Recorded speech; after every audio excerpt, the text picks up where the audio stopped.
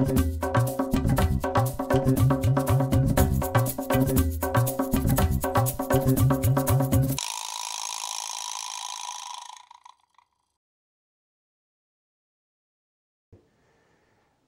I'm here to talk about is a very exciting topic for those of us that love cities, because the city's back. The market wants it, and in essence, my research has shown, and the work I've been doing recently up at the Brookings Institution, is that you really have to not want your city to come back to keep it down and out. That so many of us that are baby boomers that have now become official empty nesters, and our offspring, the Gen X, all are demanding walkable communities. This is entirely different than the world that most of us grew up in. And it's a very exciting world. It's a world that will be much more environmentally sustainable, will make a lot more money for the cities that allow this kind of development to flourish. And in the end, it'll make real estate developers a lot wealthier if they approach it with high quality development and patience. Something that's not that we in real estate have a whole lot of, but it's the way great cities have always been built. The thing about these downtowns is that the most important asset you've got is the memory and the emotion that memory stirs. That is the key asset that makes everybody do things that they wouldn't do out in the suburbs. That they put such attention to detail and much higher quality construction into a walkable place that they have memories about when they were a kid. And those of us that have gray hair, we do have the memories of what our downtowns used to be. 10 years from now, we're retired or worse, and we'll be out of power one way or the other. And so now's the time to take advantage of that memory and that, again, that great emotion. I mean, keep in mind that your local regional mall or Tyson's Corner outside of Washington, D.C., the largest regional mall on the East Coast, they will never write a song that says, "I left my heart at Tyson's Mall." It just doesn't work that way. But downtown, your mayor, your city councilman, the banks, the private sector leadership, the community funds, they have great emotional attachment to this downtown and this place, which defines you as a city. So the question is now how to do it. And the ultimate goal is what I refer to as walkable urbanity. The way to build a place that is walkable fundamentally, so everybody can participate. That right now, we build cities so that only people that drive or are driven can participate. And in fact, only 65% of us drive. All the rest have to be driven, or they're left out. They're too old, they're too young, they're too poor to drive every place. But in fact, we are building a metropolitan area that is fundamentally driven to make it a safe place to move and park your car. That's not how we've built cities for 8,000 years of building cities. We built cities to be walkable. It's the lowest common denominator, that our kids can walk, that we can walk, our parents can walk, or we can take a wheelchair and deal with, now that we have curb cuts that make sense as far as our cities, that everybody can participate. But then urbanity means that there's a reason to walk, that you would want to walk, because there's interesting things to see up and down the street, there's people to see, and all of a sudden this becomes the town's living room. It becomes the town's family room. It's where everybody comes to see one another. And so you're not just watching your neighbors on 5 o'clock television, where the motto, of course, is that if it bleeds, it leads. And you get this distorted view of different people, different races, different income levels. Instead, you walk on the street and you find that we do share great common humanity. But we've been building our cities entirely differently for the last 50 years. And quite honestly, the market's getting bored with it. And it's my research, research I've seen, that shows me that about a third to one half of us want walkable urbanity. A third to one half. It's huge numbers. And yet here in Pensacola, I bet there's no more than 5% of your total households that would fit in that walkable urbanity sort of situation. So there's tremendous pent-up demand. But the question is, how do you do it? The other thing to keep in mind is that the market will not be denied. The market's going to get what it wants. The question is whether you provide it or somebody else provides it. Whether Mobile provides it, whether Panama City provides it, and you're at an economic development disadvantage. Here's a chart that shows, this is a subjective survey, and I'm going to be doing some work with the Brookings Institution to make this more rigorous and take a look at our cities throughout the country. I looked at 61 downtowns throughout the country. Small downtowns like Boise, big downtowns like Midtown Manhattan. And in 1985, as you can see here, that what I refer to as platinum or gold, these are vital downtowns, downtowns that have this walkable urbanity. In 1985, of the 61 downtowns, there were only 6 that had walkable urbanity. And you know what those 6 are.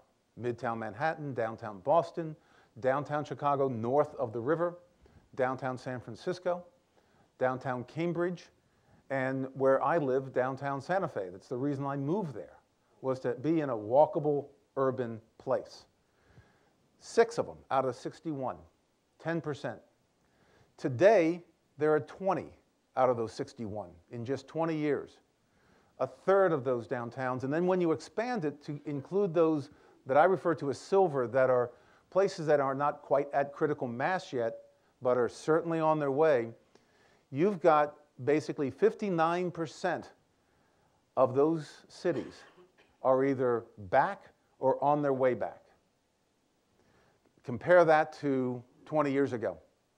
So the question is, do you want to be part of this new trend? Do you want to be part of a process that is bringing back your downtown, that the market wants it, or do you want to consciously drag your feet? Now, if you are not on the way back, you're really in the minority, and you're trying your damnedest not to participate in what the market wants. I just wrote a paper for Brookings that was just released last month that talks about how do you do this, because we now know how to do it. We've had enough experience over the last 20 years that we know how to do this. This is no longer rocket science. Ken practices rocket science, I don't. And it's a 12-step process. Brookings kept on telling me, look, can you make it 10 steps? Can you make it 13 steps? But it came out 12. And the first 6 steps are really setting the stage, putting the foundation under it. The second 6 steps are about reintroducing market rate development downtown. And here are the first 6 steps, and I want to go through them quickly. The first, as I mentioned, is memory. Remembering what the place was. And a lot of this is just, people talk about, this is the first elevator that was in our city. This, behind this movie theater is where I had my first kiss. This is where I used to, walk down the alley when I was trying to hide from my parents. Those memories are all very important. But what it leads to is the decision to do it. You've got to have the intention. There's no way that I can sell you to do this. You've got to want to do it in your gut. Because fundamentally, building downtowns are different than building suburban sprawl, which is what we've gotten used to. It's different than building sprawl because, for one thing, we've been subsidizing sprawl massively over the last 50 years. That we now know what it costs us. That the amount of revenue generated by sprawl is that you would have to increase the revenue, the tax revenues generated by sprawl, by anywhere from 8 to 22 times, depending on the infrastructure category, to pay for the cost of putting those roads out there, by putting those sewer lines out there. We've made it public policy over the last 50 years to, in fact, create sprawl. We wanted it. We as a society wanted it, and we subsidized it. But now it's embedded in our fiscal policies, and we can't afford it. And also, as I say, the market wants something different. When you come downtown, the first thing we need to do is to level the playing field. One of the things I would urge cities to do and counties to do is to put on impact fees on new development that actually pays for that new development. Radical concept, I know. You will get a lot of pushback, I'll guarantee it. The other thing is about the transportation system. For 8,000 years of building cities, transportation dictates the kind of city you build. Whether it be a Roman camp, whether it be a railroad city, whether it be a streetcar town. The transportation system dictates the form of that city. And as I say, of course, we've been building car-dominated places that you need a car for everything. You need a car to go to the bathroom. Well, in downtown, to make it to make it walkable, we need to have more parking structures, because we're still going to use the car, just not to the extent in the future that we're using it now. But we've got to compete with the suburbs. We've got to put decked parking in, and we need better transit, both transit to get there and transit to circulate around downtown. That is a different kind of infrastructure investment on the part of the city than what the city's used to. But if, in fact, a fair impact fee system can be put in place, the city can, in fact, afford this. So first and foremost, have the intention to change your downtown and make it the special heart of your community. The second step is to create a strategy to redevelop your downtown. That downtown, today, your downtown is the most complex mixed-use project in the entire metropolitan area. Far more complex than a typical strip mall that's out on the fringe. That strip mall is going to have a strategy, it's going to have an asset management plan, it's going to have property management 24/7. Your downtown probably doesn't have anywhere near that attention to detail. You need a strategy, and it needs to be very complex, because you're dealing with a whole set of complex issues. You know, the character of the place and how much community involvement needs to be there. A lot of hard infrastructure, a lot of repairs that need to be done. For instance, in downtown Albuquerque, one of the first things we did is that we converted all the one-way streets that were put in to try to move cars faster and faster before the freeways back in the 50s. We converted them all back to two-way. It cost us $5 million, but all those one-way couplets are now two-way, trying to make the place a walkable place. But you also need a plan to implement this strategy. You know, strategies do you no good unless there's a way to, in fact, implement it. And from what I understand, you've got some great implementation organizations already in place. You don't have to invent them. We had to invent them out in downtown Albuquerque. The third step is the proper role for the public sector. That the public sector needs to support the private sector in producing this turned around downtown. And the reason is, and I like to refer to these as private-public partnerships. That phrase is normally put the opposite way. It should be led by the private sector, supported by the public sector. And the reason is very simple. In downtown Chattanooga, where I've been involved for 25 years, the most recent fiscal impact of their very successful downtown turnaround is that for every $1 of public money, there was $12 of private money spent in that downtown. I have to invoke the golden rule. He with the gold rules. And if you want that $12 to come in, you've got to let the private sector take the lead. But there's certainly a lot of roles that the public sector needs to play. One, again, is transit and parking. I mentioned that earlier. But this applies to you in particular from what I understand. Land's got to be put back into circulation. Your city, as I understand it, has a lot of land that it owns downtown. That land is not paying taxes. It's not adding to the vibrancy of your downtown. You know, the beauty of when you bring back a downtown is that you always get twofers. You get land that's underutilized, that may be in fact perceived as dangerous, and you convert it into something that is profitable to the city and vital and makes the downtown a more vital place. It's a twofer. Well, you seem to have a lot of that land that needs to get back into the marketplace. There also needs to be some hard infrastructure. I mentioned about two-way streets, very important. You have to keep your turning, very small things. Your turning radiuses, that's when you come to a corner and you turn the car. If you talk to the truck drivers, you talk to the bus drivers, they want those things to be very wide and so they can take that corner without working too hard, turning that wheel. What you want as far as a pedestrian, you want it to be very tight so that car has to crawl around at 6 miles per hour. You want to keep the car in a subservient position to all the pedestrians. I mentioned earlier impact fees so as to level the playing field.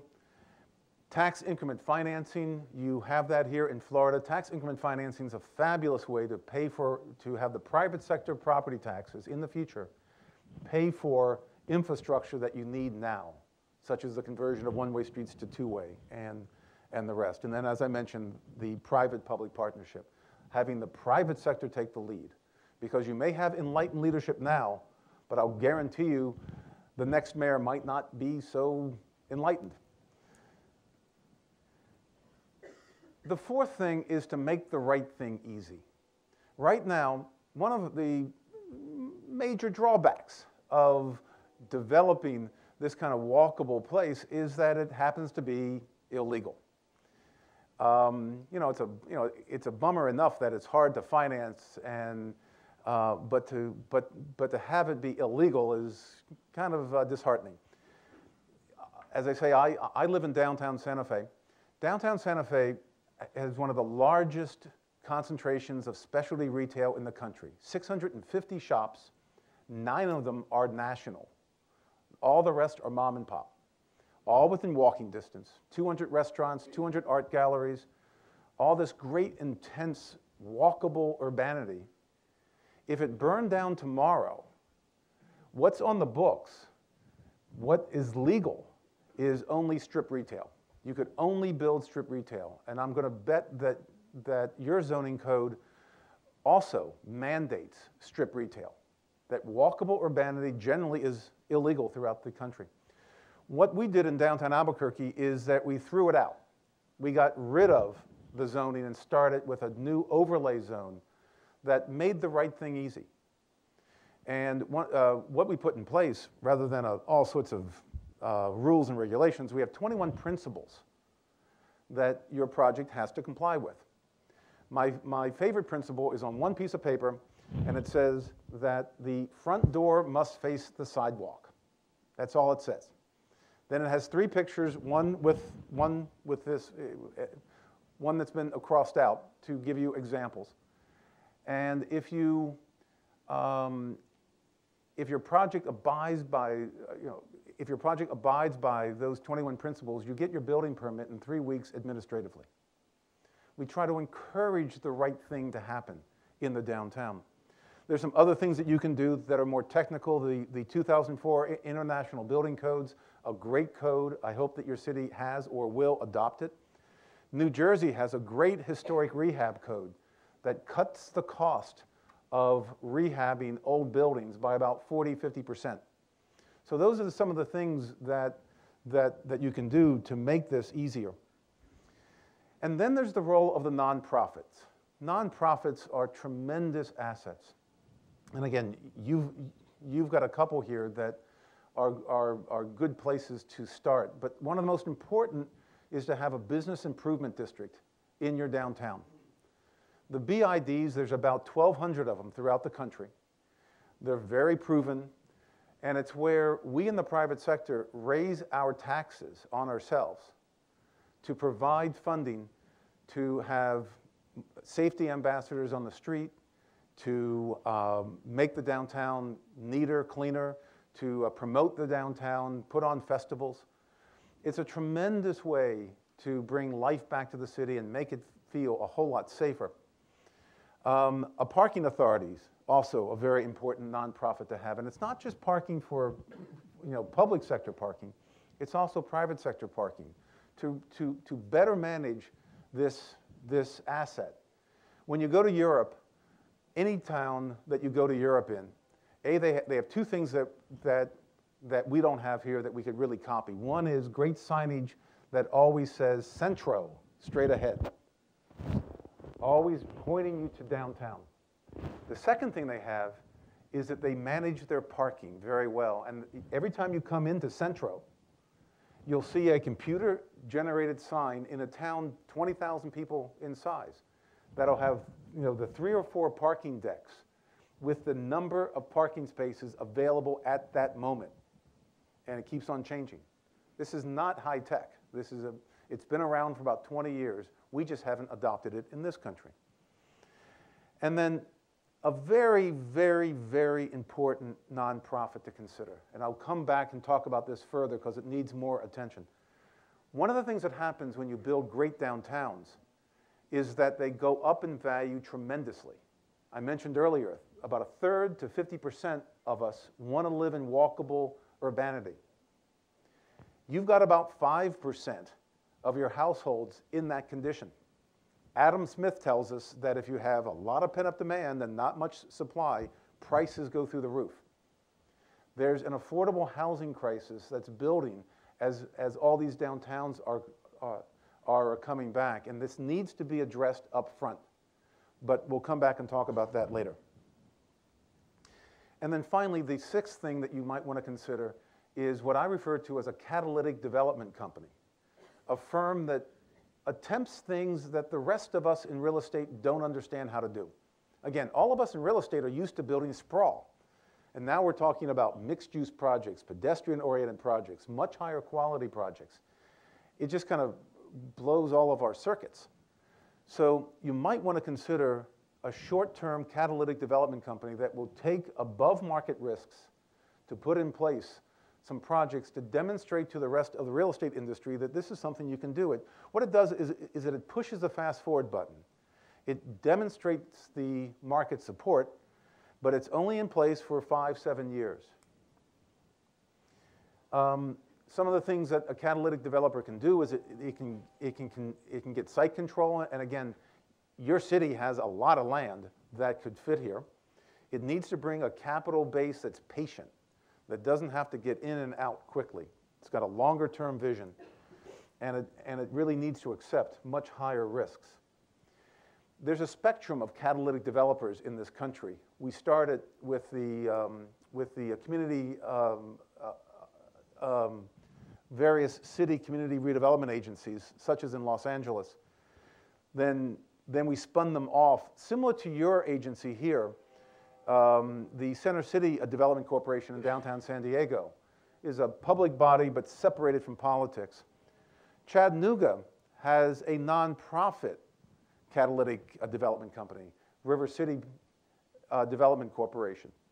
And then out in downtown Albuquerque, we have a private nonprofit model that we are using. So let me walk you through how we did it in downtown Albuquerque and show you some of the projects. This was part of our strategy that we put in place in 1998.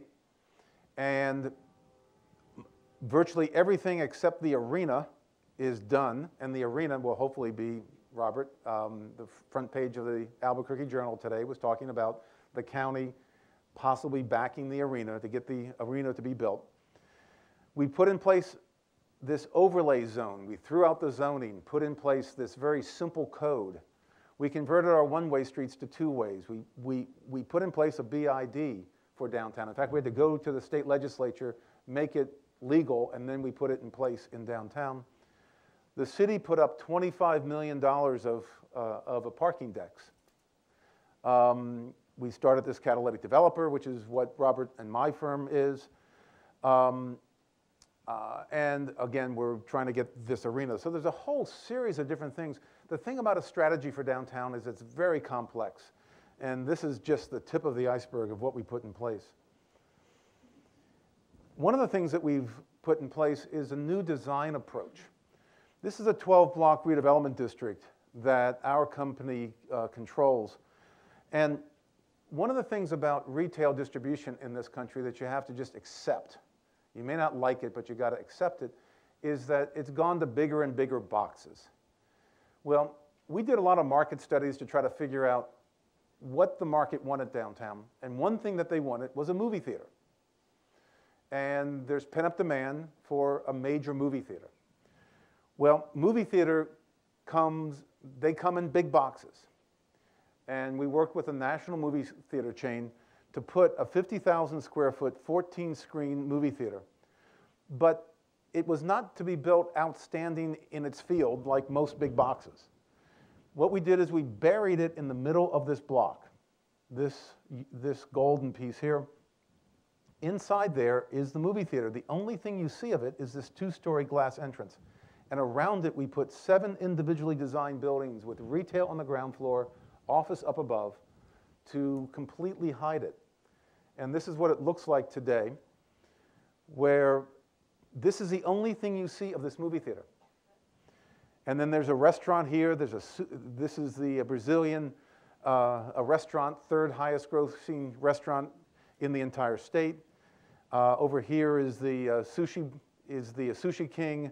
Upstairs, 2 stories of very high-scale office. This is another view. Here's the movie theater down here, and there's the restaurant. This is the Sushi King. This was the only building on the block when we got there. It's a 1920s building. And then this is on the side. The movie theater is down the block here. This is the little ice cream parlor. That's my office, so I can get down to the ice cream parlor very quickly. And this is the backside of the movie theater. 60 feet from the entrance into the Thai Crystal restaurant, they're showing movies, 12 hours per day. And the Chamber of Commerce is upstairs. Across the street from the Brazilian restaurant, which is, here's their sign, this is where the new arena is going to go. $94 million arena, privately financed, 10,000 seat. And we're also going to bury the arena behind a front of retail. This is a 190,000 square foot big box. This is going to be fabulous because and we're having a nonprofit build it. So for 150 nights per year, it'll be the hockey, basketball, Broadway shows, a whole variety of things. And then the other nights, since it's a nonprofit, will be let out at cost. High school graduations, revivals, we don't care what it is. We just want bodies downtown, different kinds of people. Again, this is going to be this is going to be Albuquerque's living room. Everybody's going to come down here for some reason to come downtown. It's projected 1 million people per year will be coming to downtown Albuquerque just because of this. And the beauty of these things, by the way, we don't have to build 1 parking space. It's 10,000 seat. We don't have to build 1 parking space because it's always active at night and on weekends. There are 25,000 jobs downtown. They all park in parking decks that are empty at night and on weekends. And we have a train that's going right here and a light rail line going right here. 20% of the people should get there by rail. This is what is now finished. I'll show you it under construction, right across the street from the movie theater. And behind it is a 630-car parking deck that the city built for us, but we had control over its design. Robert came in at times to take a look at this. And what we did is that we told the city to put it 45 feet back from the sidewalk. And in front of that 180,000 square foot parking deck, 6 levels high, we've put this building, which has retail on the ground floor, for sale office on the second floor, and 4 levels of for sale residential on the top floor. This sits on a 1/4 acre of land. This is obviously far smaller than any of your house lots. It's got 41 units to it. It's 150 units to the acre. This is the highest density project in the Southwest, with the possible exception of the Taos Pueblo, which was built in 1400. This is what it looks like, or what it looked like 6 months ago. It's now finished. Again, retail on the ground floor, for sale office, for sale residential, and here's the parking deck. And again, across the street is the Thai Crystal restaurant and the movie theater. The first person that moved in was a major in the Air Force, and he moved there because he said that he loves the movies, he adores Thai food, and he loves sushi. And it was the trifecta for him. This is right next to that parking deck. This is our beautiful Greyhound Bus Station, built back in the, of course, 1960s, you can tell it. And in its place, starting next year, this is phase 2 of our new transit center. It's built to look like the old railroad station that was, of course, torn down. And so we're going to replicate it with this tower terminating this vista. We're going to put the road back through. This is going to be a grocery store with housing up above. All of this is happening all within 4 years. This is not some future fantasy. This is all taking, everything that you've seen is all been taking place within 4 years. Now, how do you bring back these next 6 steps of the downtown? This is where the private sector really kicks in. This is where that 12-to-1 pays off. And again, we know how this happens now throughout our country. The first thing is to focus on urban entertainment, whatever form that takes, whatever form the market study tells you. It could be the arena, it could be movies, it could be certainly restaurants, it could be nightclubs, all sorts of things, baseball stadiums. That's all part of urban entertainment, because what that does is that it creates a there. It gives you a reason to want to live in high density, to walk to that urban entertainment. Robert did that at Seaside. We didn't know to put fancy terms on it, but Robert built some residential and then gave people a place to walk, Modicum Market. Gave them a place where they could, in essence, it was a low-level urban entertainment. And people could understand that they were both going to have high-density housing, but they'd be able to walk someplace that was meaningful. Well, this is what we've learned in our downtowns, is to first focus on urban entertainment. Next comes in the rental housing. Housing for our kids, quite honestly. People that are not going to put their major asset downtown, but these Gen Xers, they absolutely demand urban housing. And one of the best ways to know this, by the way, is that if you've got gray hair like me, back in the 50s when you were watching television, the most popular show was things like Leave It to Beaver. Then in the 60s, it was Dick Van Dyke. In the 70s, it was the Brady Bunch. Well, what all those shows had in common was that they were all set in the suburbs. Now, fast forward to today and look at the most popular Gen X programs. Starting with Seinfeld, through Friends, through Sex and the City, through ER, through almost every popular television show aimed at the Gen Xers, they're all set in the cities. Hollywood does more market research than any industry in the country. This is not coincidence. This is truly a reflection of what we want. So the rental housing, which is aimed more at the Gen Xers, kicks in next. With that, it's important to start focusing on the affordable housing strategy. Because if you don't know you're going to have a problem then, you will very soon find out that you're going to have a problem in a very few years. Downtown Denver, for instance, back in the late 80s, early 90s, downtown Denver was trying to take a clinically dead downtown, had 40% occupants or 40% vacancy as far as all their office space. Nobody was living down there, just the homeless. And they were trying to turn around this downtown. If you had told them in 1989 that they should be focused on affordable housing, they would have laughed at you. They would have said, A, the challenge is too big to load something else on top of me, but B, there's plenty of affordable housing now. Well, today, downtown Denver has a massive affordable housing problem, and it's going to cost them a fortune to try to address it. And really what they're going to do is probably nothing. So it's important to start that up front. And again, I'll touch on that in just a second. It's then that the for sale housing starts coming back. We old farts, all of a sudden, we see a lot of folks on the street. We decide that it's safe to move our largest asset in our portfolio downtown, that we have the confidence that we can both buy something and sell it someday and get our money out of it. And in fact, what we're finding is that we're making a lot of money when we move downtown. We're seeing downtown housing prices throughout the country just staggering.